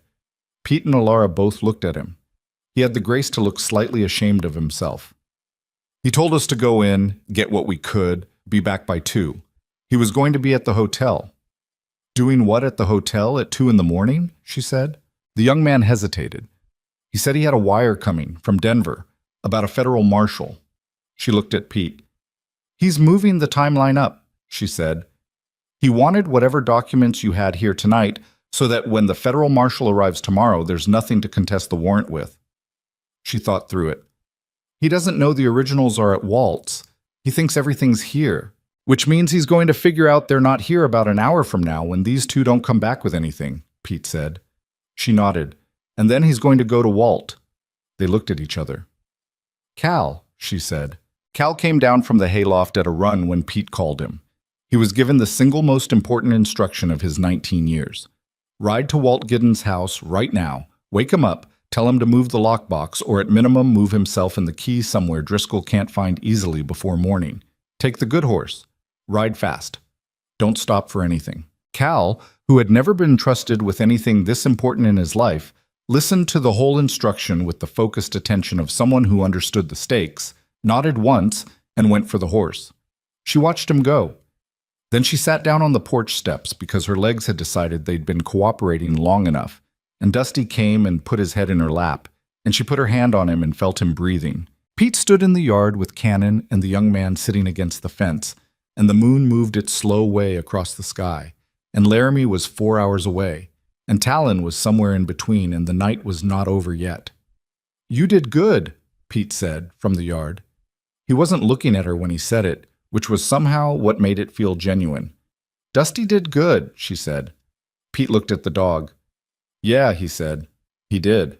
She sat there on the steps with her hand on Dusty and the night around her and thought about Thomas's oilcloth package sitting in a water tank 50 feet away, and about a judge in Laramie who might or might not open his door to a man with a warrant on his head, and a story that was almost too large to be believed, and about the particular narrow thread that everything was hanging on right now, and how a single day could hold this much weight and still not break. The dawn, when it came slow and gray and without ceremony. The gray came in slow and cold off the ridge, the kind of early morning that didn't offer much in the way of comfort. Alara had not slept. She'd sat on the porch steps until the sky started changing color, then made coffee she didn't want and stood at the kitchen window with it and watched the road. Pete had tied Cannon and the young man, whose name, it eventually came out, was Eddie Foss, to the fence post on the south side of the yard. Not cruelly, but not loosely either. He'd given them water once during the night without being asked, which was Pete's version of magnanimity toward men who'd broken onto his employer's property in the dark. Cannon hadn't said anything since his initial silence. Eddie Foss had said quite a lot, mostly apologetic, most of it genuine. He was 20 years old and had come to Redstone Crossing 6 months ago from somewhere in Kansas looking for work, and $3 was $3 when you had 4 cents to your name. Alara understood that mathematics completely. She didn't hold it against him in any useful way, but she couldn't let him go until this was resolved, because if Driscoll knew his 2 men hadn't come back, he'd already be moving. Cal had not returned from Walt Giddens, which she chose to read as good news. It meant Walt was awake and the situation was being managed, and Cal was sitting somewhere with the good horse waiting to see what happened next, the way she'd told him to. The coffee went cold. She refilled it, and it went cold again. Around 6:15, Pete came to the kitchen door and said, "Ryder?" She was outside before he finished the word. The rider coming down the south road was not Talon. It was a man she'd never seen, older, 60s perhaps, slight in build, on a horse that was clearly a hired animal from a livery. He rode carefully, the way people rode when their bodies had opinions about it. He wore a coat with a territorial seal pin on the lapel. Behind him, a half-length back, rode Talon. She stood in the yard and watched them come and felt something loosen in her chest that had been locked for most of the night. Talon looked tired, the specific tiredness of a man who'd ridden 4 hours, done hard talking for several more, and ridden back. His hat was pushed back slightly and there was dust on everything, but he was upright and moving, and the expression on his face was not defeat. They pulled up at the gate. The older man dismounted carefully, one hand on the saddle horn for balance, and looked at the property with the assessing eyes of someone accustomed to examining things in dispute. "This is Judge Clarence Howell," Talon said. "Circuit Court, Laramie." Alara looked at the judge. He had a face full of the particular lines that came from decades of listening to people tell him their problems, and the steady, unhurried quality of someone who had decided long ago that being rushed was a choice he wasn't going to make. "Miss Whitlock," he said. His voice was dry and precise. "Mr. Mercer's told me quite a bit about you." "Did he tell you we have 2 of Driscoll's men tied to a fence post?" she said. The judge looked at Pete, who was standing to the left of the gate, with the rifle resting in the crook of his arm in its technically casual way. "He did not mention that specifically," the judge said. "It was a recent development," Talon said. Judge Howell did not react to Cannon and Eddie Foss the way a civilian might have. He looked at them with the mild professional interest of a man cataloging a situation, asked Pete 2 direct questions about the circumstances of their detention, and then told Pete to keep them where they were for the time being. He went into the house. Talon came to where Alara was standing by the water tank and stopped about 3 feet from her and looked at her in a way that took stock of everything. Whether she was all right, whether the night had cost her anything visible, whether the version of things he'd been imagining on the ride back matched what had actually happened. "You're okay," he said, not asking exactly. Confirming. "I'm okay," she said. Dusty found the second man before he got to the storeroom. Pete handled Cannon. She paused. Cal's at Walt's. Walt's safe. I stopped there on the way back. He'd ridden past Laramie coming home, taken the detour specifically. The lockbox is fine. Walt's fine. Cal's drinking Walt's coffee and has apparently been talking Walt's ear off since 3 in the morning. She felt something in her release further. The judge came all this way. He'd already reviewed the letter. He said the situation I described warranted an immediate response, rather than waiting for the scheduled sitting. Talon pulled his hat off and turned it in his hands. He read the acquisition records I'd copied out for him, said he'd never seen a more brazen, his word, internal document, a corporation keeping records of its own fraud. They kept it because they needed it, she said. They were running the same operation in multiple territories. They needed to track which parcels were clean and which had been doctored so their own legal people didn't step on each other. That's exactly what the judge said. He looked at her. Alara, he thinks this covers at least 40 families, maybe 60, across Nebraska, Kansas, Wyoming, and parts of Colorado. The number sat in the air between them. 40 families. 60. People who had lost farms, ranches, water rights, land they'd built their lives on, to forge documents and bought lawyers and the slow institutional weight of a company that had more money than any individual could fight. Thomas was one of them. Talon's father was one of them. And somewhere in the records, if you looked, there would be dozens more names, dozens more lives reduced to a line item in a ledger that said, document replaced. He can actually do something about it, she said. He said he can convene an emergency proceeding. Today. Here. Talon put his hat back on. He wants the originals from Walt. He wants to review everything before Driscoll makes any other moves, because once the federal marshal arrives, when does the marshal arrive? Today, maybe. Tomorrow at the latest. She looked at the house, where Judge Howell was inside doing whatever judges did when they were preparing to convene something. Then she looked at Cannon, still tied to the fence post, watching everything with his flat professional eyes. Driscoll doesn't know the judge is here, she said. No. When he figures out his men didn't come back with anything, he's going to come here himself. Talon nodded slowly. Probably. Good, she said. He looked at her. Let him come, she said. Let him come here and find a circuit judge sitting in your kitchen with 40 families' worth of evidence on the table. Let him do whatever he was planning to do in front of someone with the actual authority to respond to it. Talon looked at her for a long moment. She couldn't entirely read what was in his face. Exhaustion, certainly, and something else underneath it that had more warmth in it than he usually let show. You want to use him, he said. I want him to walk into his own consequence, she said. There's a difference. Something that was almost a real smile crossed his face.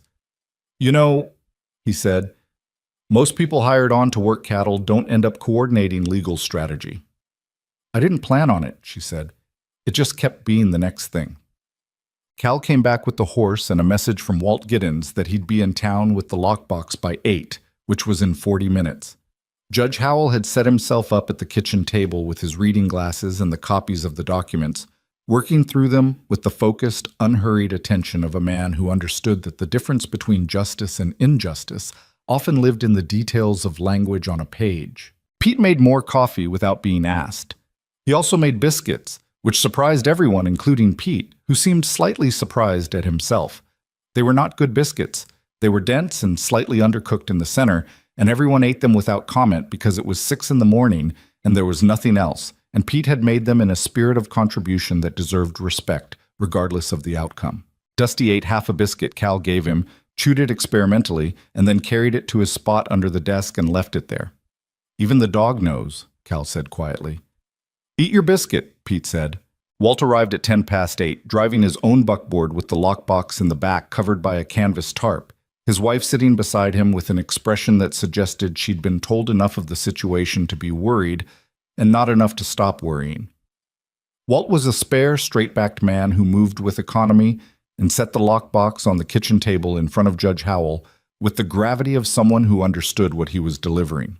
Mr. Giddens, the judge said, you've been careful with this. My brother lost 40 acres to these people in 1882, Walt said. I've been careful.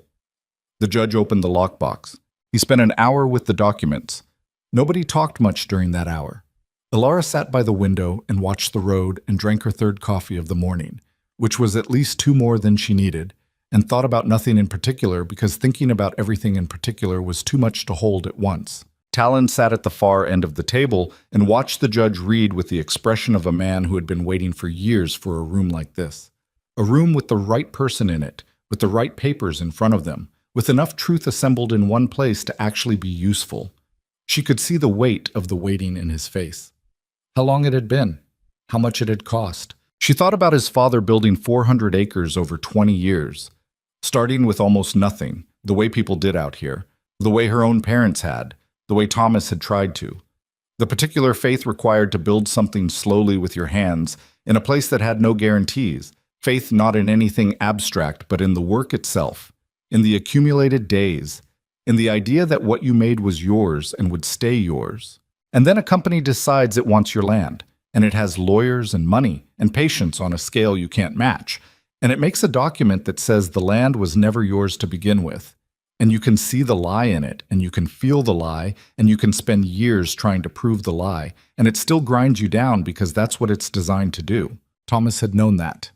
He told her once, in the second year of the fight, that the hardest part wasn't the legal work or the money or even the fear.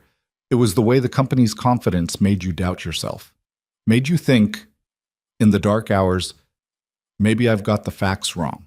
Maybe they're right, and I've been wrong all along. Because they said it so many times with such institutional certainty that the doubt crept in through the edges. Thomas had not been wrong. He'd never been wrong. He'd just been alone. At 9:40, Judge Howell set down the last document and took off his reading glasses and looked around the room. These records, he said, constitute the most direct evidence of systematic land fraud I have encountered in 23 years on the circuit. He folded his glasses and put them in his coat pocket. The Harmon Development Corporation's own acquisition logs showed deliberate document replacement in 14 separate cases across 4 territories. Mr. Mercer's original survey records demonstrate conclusively that the Redstone Valley parcel was never held by Harmon or any predecessor entity. The warrant against Mr. Mercer was obtained on the basis of fraudulent documentation. He looked at Talon. It's void. I'm voiding it today in writing, and I'll file the formal order when I return to Laramie. The kitchen went quiet. Talon's hands were flat on the table. He said nothing for a moment.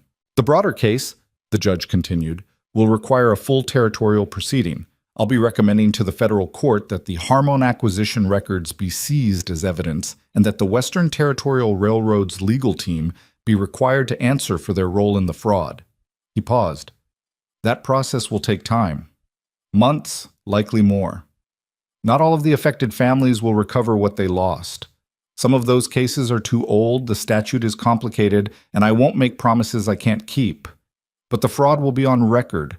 The company will be held to answer for it. He looked at Alara. The Nebraska cases, your husband's among them, will be included in the proceeding. I can't give you the farm back, Miss Whitlock, but I can make sure what was done to your husband is part of the public record, and that the people who did it don't do it again. She nodded. She didn't trust her voice right at that moment, which was fine because the judge had already moved on. He was writing the warrant void order when the sound of a horse came from the road. One horse, moving at a business-like pace. Dusty was at the window before anyone else had registered it, and this time he didn't make the low warning sound. He made the higher, sharper sound, the one he'd made the night Alara had almost left him at the trader's post. The one that meant something significant is happening right now, and I need you to pay attention. That'll be Driscoll, Pete said. Alara stood up. She looked at Talon. He looked at her. She shook her head slightly. Stay here, and went to the door. Holt Driscoll came to the gate alone, which either meant he'd decided the situation called for a different approach or that he'd run out of men to send in first. He looked the same as he always did, controlled, composed, the dark coat and the good horse and the flat professional eyes. But there was something slightly different this morning, a tightness around his jaw that hadn't been there before. He saw Alara on the porch. He saw Cannon and Eddie Foss at the fence post. He looked at them for a moment and then looked back at Alara, and she could see him recalculating, the same recalibration she'd watched happen yesterday when she'd asked about statute citations. Miss Whitlock, he said. Careful now. careful in a way he hadn't been before. "Mr. Driscoll," she said, "I'd like to speak with Mr. Mercer." "He's inside," she said. "So is Judge Howell. They're finishing some paperwork." A pause. Something moved in Driscoll's face that was the first genuinely human expression she'd seen from him. Not the smooth lawyer's face or the veiled threat face, but the face of a man who had just understood that the room he'd walked into was not the room he'd planned for. "Judge Howell," he said. "Circuit Court, Laramie," she said. "He rode out this morning. He's been reviewing the Harmon Development Corporation's acquisition logs." "Interesting reading." She paused. "The internal kind, I mean. The ones that list which deeds were replaced." Driscoll sat very still on his horse. "Those documents belong to the railroad's legal archive," he said. His voice was still controlled, but the control was working harder now. "The judge has a different view on that," she said. "You're welcome to come in and discuss it with him." Another pause. She watched him decide. This was the moment she'd thought about since she'd told Talon to let Driscoll come. The moment where a man like this, smart, experienced, accustomed to being the person with the most leverage in the room, had to calculate whether walking into that kitchen was a move that helped him or finished him. He had a federal marshal coming. He had legal resources she didn't. He had the weight of a large company behind him. What he didn't have was a different version of those acquisition records, and he knew it. He dismounted. He tied his horse at the gate with the careful deliberateness of someone using the action to buy thinking time. Then he walked up to the porch and looked at her at close range for a moment. "You're not what I expected," he said. It wasn't quite a compliment. "I know," she said, and held the door open. She would not remember the next hour in sequence. It came back to her afterward in pieces. The judge's voice, precise and without theater, laying out the evidentiary record in the kitchen that had become a makeshift court. Driscoll sitting across the table with the particular stillness of a man who had been outmaneuvered and was still working out how badly. Talon beside her not saying much, not needing to. Pete standing in the doorway with his arms crossed. Walt Giddens at the end of the table with his hands around a coffee cup he wasn't drinking from. Driscoll did not confess. Men like Driscoll did not confess. What he did was go quiet in a careful, calculating way. And when the judge laid the void order in front of him and told him the federal proceeding was being recommended, he looked at it for a long time and then said he would need to contact the railroad's legal team. "You'll have the opportunity to do that," the judge said, "after I've filed the order and notified the federal court. I'd suggest your legal team review the acquisition records carefully before they decide on a strategy, because the record is," he paused, precise as always, "comprehensive." Driscoll left without saying anything else to Alara. He walked past her on the porch without looking at her, which she understood as its own form of acknowledgement, that she'd been the variable he hadn't accounted for, and looking at her would mean admitting that. She stood on the porch and watched him ride back up the road, and then didn't watch anymore. When she went back inside, Sheriff Baird had arrived. He'd come quietly while she was on the porch, apparently having heard from someone in town that the judge was at the ranch, and he was talking to the judge in the low, careful voice of a man who was assessing exactly how much trouble he was in for having served Driscoll's instrument. The judge was being neither harsh nor soft about it, just factual, which Alara thought was probably worse than either. Cannon was formally placed under arrest. The judge had enough on the record to justify it. And Eddie Foss was released with the kind of talking to that the judge appeared to reserve for young men who'd made bad decisions in temporary circumstances. Eddie Foss left looking considerably more shaken than when he'd arrived, which was probably the intended effect. Cal watched the whole thing from the doorway of the barn with the expression of someone whose understanding of how the world worked was being significantly revised. By afternoon it was over, or the immediate shape of it was over. The judge had his documents, Baird had his arrest, and the larger federal proceeding was a thing that would grind on for months through courts and filings and processes that none of them would be present for most of the time. That was the nature of justice when it finally came, slow and procedural, and not at all like the clean resolution that the situation seemed to call for in the moment. Judge Howell shook Talon's hand before he rode back to town. He shook Alara's too, which he thought was a deliberate choice on his part. The Nebraska case was always provable, he told her. Your husband's lawyer should have seen it. His lawyer was bought, she said. I know, the judge said. That's in the record, too. He rode out. Walt Giddens followed, the empty lockbox in his buckboard, his wife beside him looking considerably less worried than she had this morning. Pete took Cal to work on the east fence, which needed doing, and which Pete apparently felt was the appropriate response to an emotionally significant morning. Put your hands on something concrete and get on with it.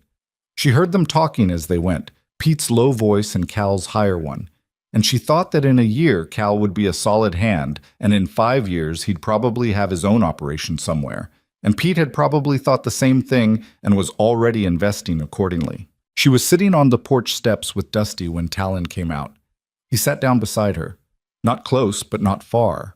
The natural distance of two people who had stopped being careful about distance without making a decision about it.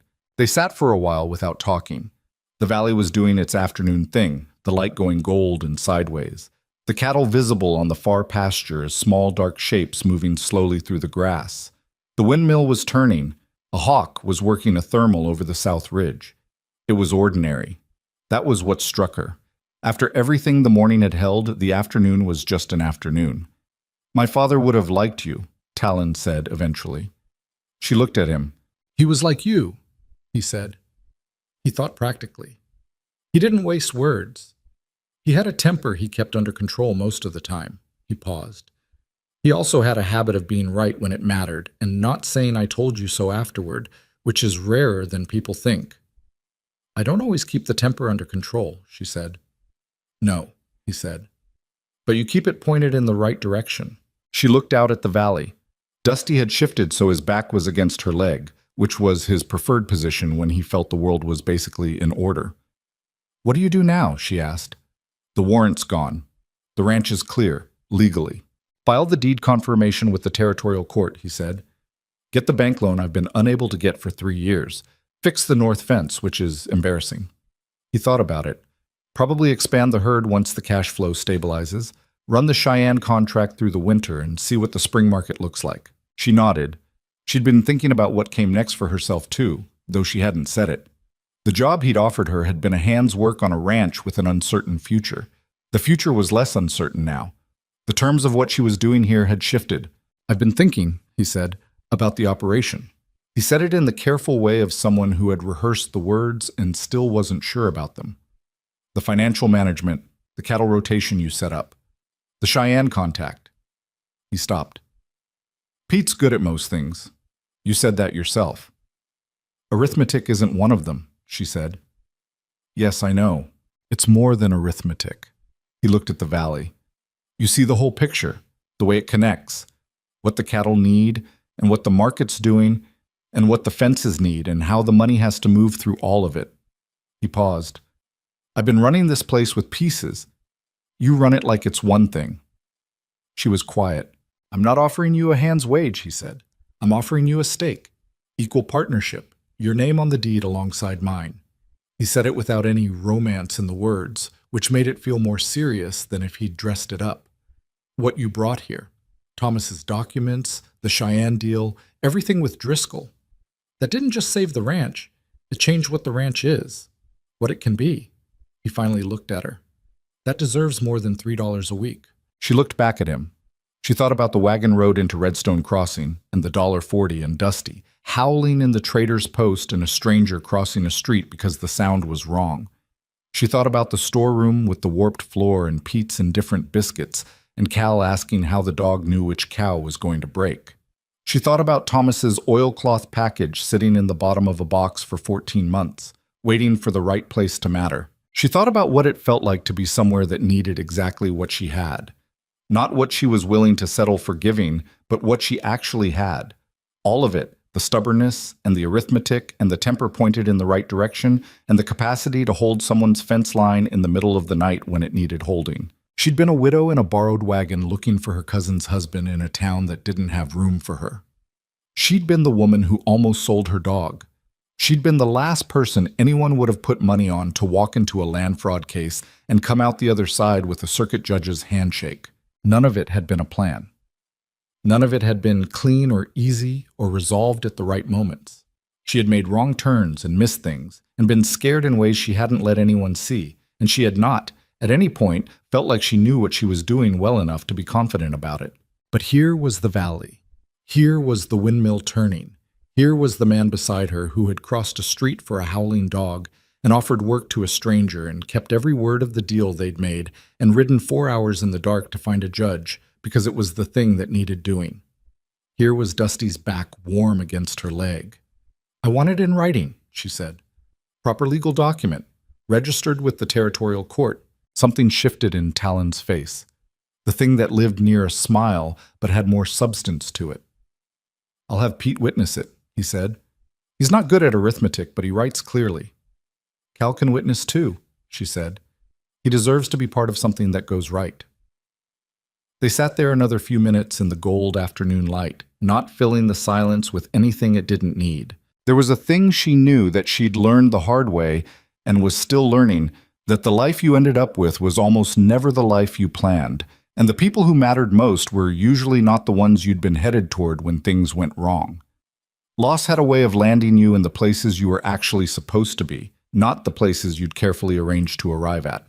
It felt like the cruelest kind of navigation until you were far enough from it to see that it was navigation at all.